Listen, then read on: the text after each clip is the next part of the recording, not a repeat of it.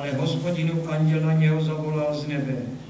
Abraháme, Abraháme, ten se ozval. Tady jsem, řekl, nevztahuji svou ruku na chlapce a nic. Většina těch Čechů, kteří jsou tam, jsou katolíci. Pouze ve svaté Heleně byli část obyvatel katolíci, část evangelíci. Evangelíci předali svůj kostel baptistům, kteří dnes tam mají bohoslužby a obě dvě ty víry se vzájemně respektují.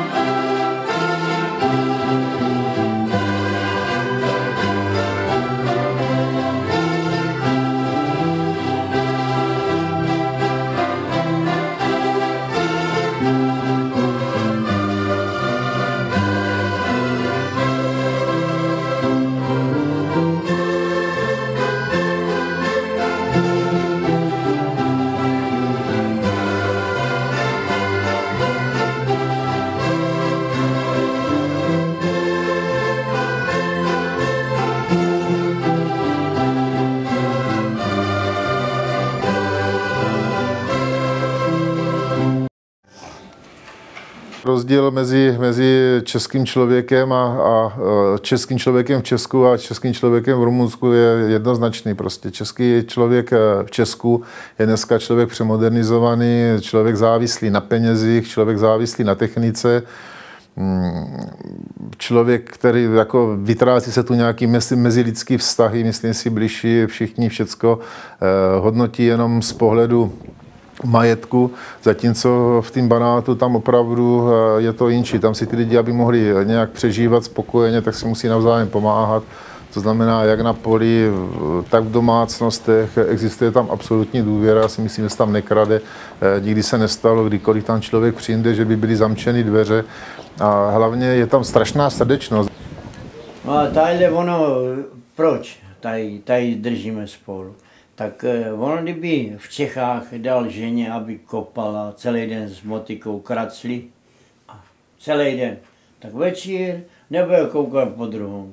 Bude spát jako kočka. To nejdůležitější, kvůli čemu se vlastně do toho Banátu jezdí, a to jsou právě ty upřímné vztahy, které u nás už nefungují.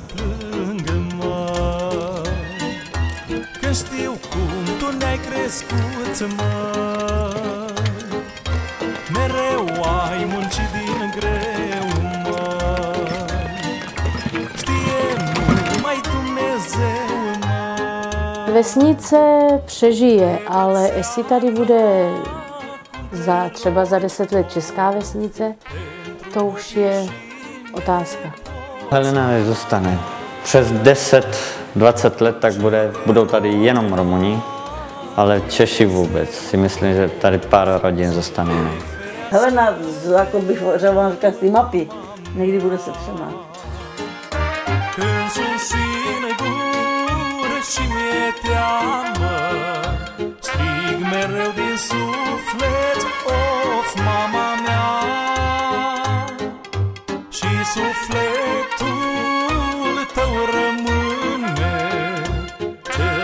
Frumos dar din lume, mama